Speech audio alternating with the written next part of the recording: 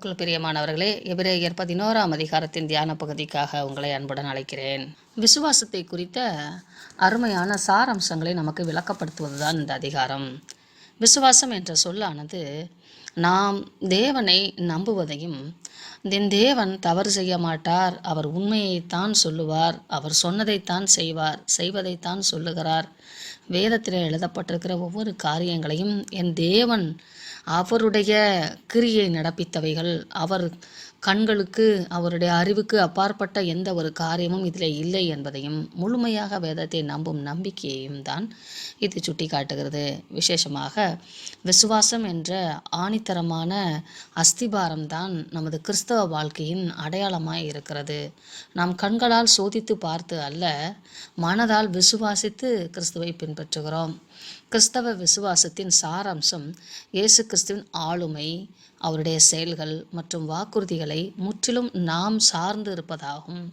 சார்ந்து இருத்தல், அவரை நம்பி இருத்தல், டிபெண்டிங் ஆன் காட் என்பது அவரை சார்ந்திருப்பது அல்லது அவரை நம்பி இருப்பது என்பது.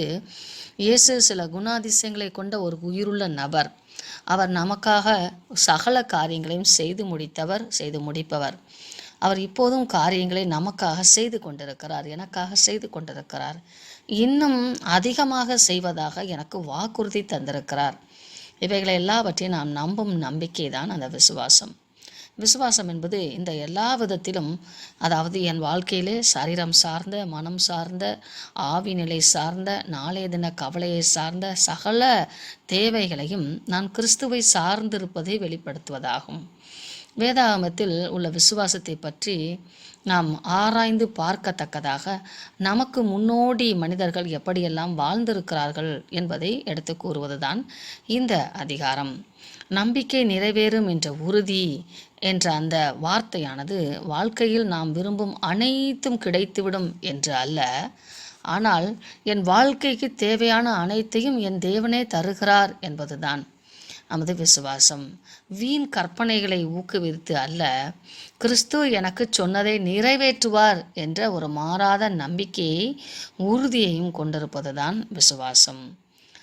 தம் மக்கள் உயிர்ப்பிக்கவும், உலகத்தை உருமாற்றவும், எல்லாவற்றையும் சரி செய்யவும், ஆதி பாவத்தின் விளைவுகள் அனைத்தையும் நீக்கவும், தாம் வந்து மரித்து அடக்கம் பண்ணப்பட்டு அவர் நமக்காக மரித்தார், அவருடைய இரத்தத்தினாலே நான் சுகமாகிறேன், குணமாகிறேன், மன்னிக்கப்படுகிறேன் என்ற இந்த வார்த்தைகள் எல்லாவற்றையும் நாம் விசுவாசத்தினாலே பெற்றுக்கொள்கிறோம். நாம் வைக்கும் அந்த நம்பிக்கை தான் இயேசு கிறிஸ்துவனுடைய 2ஆம் வருகைக்காக நம்மை ஆயத்தப்படுத்துகிறதாகவும் இருக்கிறது. கிறிஸ்தவ விசுவாசம் என்பது இயேசுவின் அந்த வாக்குறுதியை முழுமையாக நம்புவது. அதாவது கடந்த கால, இப்பொழுது நடந்து கொண்டிருக்கிற, இனிமேல் வரப்போகிற சகல வாக்குறுதிகளையும் அப்படியே நம்புவதுதான் கிறிஸ்துவின் மீது நாம் வைக்கும் அந்த நம்பிக்கை. காணப்படாத காரியங்களின் உறுதி, அதாவது இயேசு கிறிஸ்துவை நாம் கண்ணால் காணவில்லை, அவருடைய இரத்தத்தை நாம் காணவில்லை, ஆனால் நம்முடைய மனம் புதுப்பிக்கப்படுகிறது, மறுரூபமாகிறது, கொழுந்து விட்டு எரிகிறது, குற்ற மனசாட்சியிலிருந்து நீங்கிய சமாதானத்தை பெற்றுக்கொள்கிறது, ஒரு அமைதி நிலை, ஒரு தன்னம்பிக்கை நிலை உண்டாகிறது. இதை எல்லாவற்றையும் நாம் கண்களால் காண முடியாது, ஆனால் உணர முடியும். இவைகள் எல்லாமே விசுவாசத்தினாலே உண்டானவைகளாய் காணப்படுகிறது. நாம் கிறிஸ்துவை நம்பும்போது அந்த நம்பிக்கை நமக்கு இப்படிப்பட்ட உயிரூட்டமான காரியங்கள் எல்லாவற்றையும் நமது மனதிலே, நமது எண்ணங்களிலே செய்து முடித்து விடுகிறது. ஒரு மோசமான சூழ்நிலையிலும் வெற்றி கொள்ளும் விசுவாசம், ஆவிக்குரிய உண்மைகளை நம்பும் விசுவாசம், நீதிக்கு வழிநடத்தும் விசுவாசம், தேவன் பலனளிக்கிறவர் என்று விசுவாசிப்பதும் விசுவாசம், அவருடைய வார்த்தையை நம்புவது விசுவாசம், அவருடைய கட்டளைகளுக்கு கீழ்ப்படிவது விசுவாசம், அவருடைய வாக்குத்தத்தங்களின்படி வாழுதல், வாழ்க்கையை அமைத்து கொள்ளுதல் என்பது விசுவாசம். இக்கால தீமை நிறைந்த உலகத்திலே தேவ ஆவியானவர் என்னை வழிநடத்துவார் என்பது விசுவாசம். பரலோக வீட்டை குறித்தான ஒரு கரசனையோடு தேடுவது நாம் தேவனை விசுவாசிப்பதற்கு அடையாளம். சோதனை காலங்கள், துன்ப வேளைகள், இவைகள் எல்லாவற்றிலும் நம்பிக்கையோடு பேசுவது விசுவாசம். அடுத்த தலைமுறையினர்களை இயேசு கிறிஸ்துவின் நாமத்தினாலே ஆசீர்வதிப்பது விசுவாசம். பாவத்தின் சிற்றின்பங்களையெல்லாம் வெறுப்பது விசுவாசம். வல்லமையுள்ள நீதியின் கிரியைகளை செய்வதும் விசுவாசம். தேவனுக்காக பாடு அனுபவிப்பதற்கு நம்மை நாமே ஒப்பு கொடுப்பதும் விசுவாசம். இப்படி நம் வாழ்க்கையிலே இந்த பூமிக்குரியவைகளை அல்ல, பூமியில் மேல் பற்று இல்லாமல் உலகங்களை கடந்த ஒரு வாழ்க்கை வாழுகிறோம் அல்லவா, இவைகளெல்லாம் விசுவாசம் என்று பவுல் இங்கே ஒரு பட்டியலிட்டு எழுதுகிறார். அதை நாம் பார்க்கும்போது ஆபேல் அவருக்கு முன்னாகவும் பின்னாகவும் காணிக்கை செலுத்துவதற்கு ஆட்கள் இல்லை. ஆனால் அவன் விசுவாசித்து தேவனுக்கு காணிக்கை செலுத்தினான். அவன் மரித்தான், ஆனாலும் சாட்சியாய் பேசுகிறான். அவனுடைய காணிக்கை ஏற்றுக்கொண்டது என்று தேவனே சாட்சி கொடுக்கிற அளவுக்கு அவன் விசுவாசத்தினாலே காணிக்கை செலுத்தினான். அதாவது தேவன் என்னை அங்கீகரிப்பார், தேவன் என்னை ஏற்றுக்கொள்ளுவார், தேவன் என் காணிக்கைகளை அங்கீகரிப்பார் என்ற எல்லளவும் சந்தேகமில்லாத அளவுக்கு விசுவாசம் அவனுக்குள்ளாக இருந்தது. எல்லா மனிதர்களும் கெட்டவர்களாக இருக்கும்போது ஏனோக்கால் மரணத்தை ருசி பார்க்காமல் தேவனோடு சஞ்சரிக்கிற பழக்கம் இருந்தது என்றால் அவன் தேவன் மேலே வைத்த விசுவாசம். தேவன் அப்படித்தான் மனிதர்களை படைத்திருந்தார். மரணத்துக்கு நீங்களானவர்களாய் படைக்கப்பட்டிருந்த போதிலும் ஏனோக்கு அந்த மரணத்துக்கு உள்ளானவனாய் பிறந்திருந்த போதிலும் விசுவாசத்தினாலே மரணத்தை ஜெயித்தான், எடுத்துக்கொள்ளப்பட்டான் என்று பார்க்கிறோம். 6ஆம் வசனம் தான் இதற்கு கீ வசனமாக இருக்கிறது. விசுவாசம் இல்லாமல் தேவனுக்கு பிரியமாய் இருப்பது கூடாத காரியம். கிறிஸ்து எனக்காக மரித்தார், எனக்காக உயிர்த்தார், எனக்காக மீண்டும் வருவார், பரலோக நித்திய வாழ்வை நான் கிறிஸ்துவின் மூலமாக பெற்றுக்கொள்கிறேன். இப்படிப்பட்ட நம்பிக்கைகள் விசுவாசம் இல்லை என்றால் கிறிஸ்துவை நாம் தேவனென்று அறிக்கையிட தேவையில்லை. கிறிஸ்துவை நாம் பிரியப்படுத்துவதற்காக நமது சுய இச்சைகளை எல்லாம் ஒடுக்குவதற்கோ அல்லது உலக ஆசைகளை எல்லாம் வெறுப்பதற்கோ தேவையில்லை. அதைத்தான் 6ஆம் வசனம் சொல்லுகிறது. தேவனுக்கு பிரியமாய் இருப்பதற்காக நான் எனது சுய விருப்புகளை எல்லாம் வெறுக்கிறேன், நான் தேவனுக்கு விசுவாசமாய் இருக்கிறேன் என்பதுதான் இதனுடைய ஆதாரமாய் இருக்கிறது. தேவனிடத்தில் சேருகிறவன் எவனும் அவர் உண்டென்றும் தம்மை தேடுகிறவர்களுக்கு அவர் பலன் அளிக்கிறவர் என்றும் விசுவாசிக்க வேண்டும் என்றால் இந்த விசுவாசம் என்ற வார்த்தையானது கண்களினால் காண முடியாது, கரங்களினால் தொட முடியாது, இன்னும் ஒருபடி மேலாக நமது ஐம்புலன்களால் உணர முடியாது. ஆனால் மனக்கண்ணால் அனுபவத்தால் நாம் உணர முடியும். இதைத்தான் இந்த காரியமானது நமக்கு விசுவாசம் என்றால் என்ன என்பதை விளக்கப்படுத்தி எழுதுகிறார். அப்படிப்பட்ட ஒரு விசுவாசம் நோவாக்குள்ளே இருந்ததினாலே காணாதவைகளை குறித்து அவனுக்கு மழை என்றால் என்ன என்று தெரியாது, அழிவு என்றால் என்ன என்று தெரியாது, ஆனால் கப்பல் என்றால் என்னவென்று தெரியாது.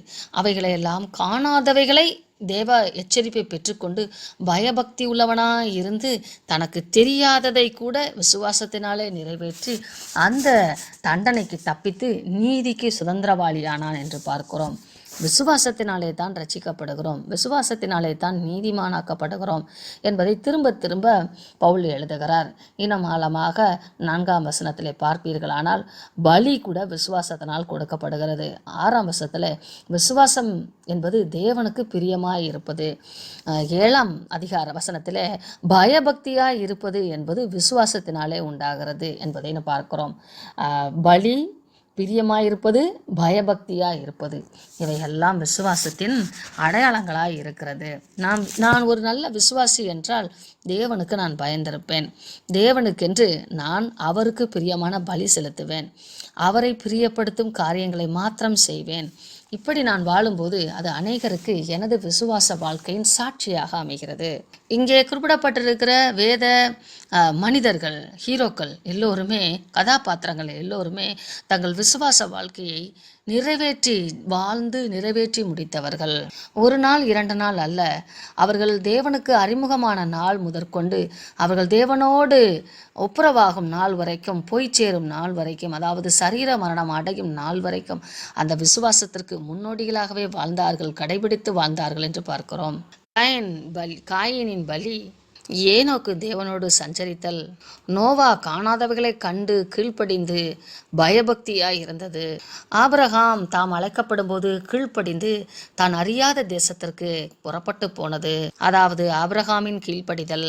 பரலோகம் என் சொந்த தேசம் என்று இந்த தேசத்திலே பரதேசியாய் வாழ்ந்தது, அதாவது பற்று அற்றவனாய் வாழ்ந்தது. தான் மாத்திரமல்ல, தனது பிள்ளைகள் ஈசாக்கோடும் யாக்கோப்போடும் நிலையான வீட்டை அல்ல, கூடாரங்களிலே கட்டி வாழ்ந்தது. அதாவது பேர்ந்து போகும் என்பதை அடிப்படையாக கொண்டு கட்டப்பட்ட வீட்டிலே வாழாமல் கூடாரங்களை அமைத்து வாழ்ந்தது.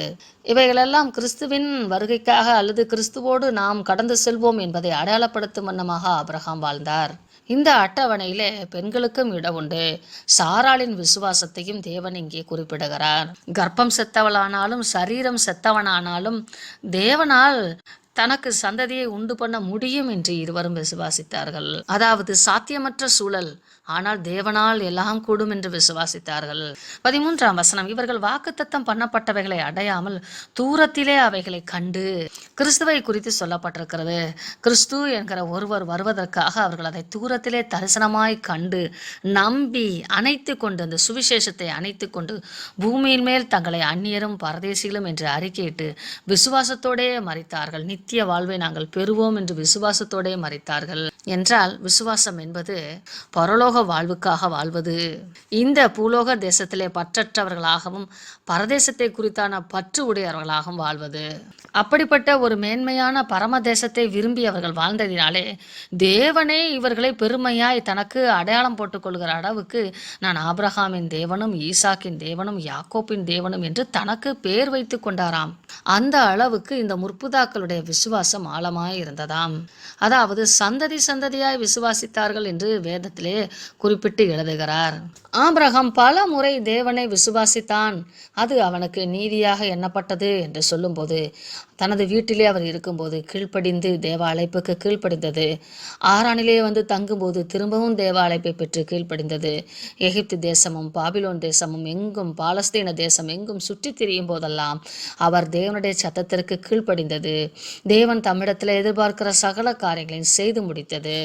ஏன் ஈசாக்கை கூட பலியாக ஒப்பு கொடுத்தது. இவையெல்லாம் பார்க்கும்போது அவன் எல்லாவற்றையும் காட்டிலும் மேன்மையாக முதன்மையாக தேவனுடைய உறவை விசுவாசித்தான், நம்பினான், அதை விரும்பினான்.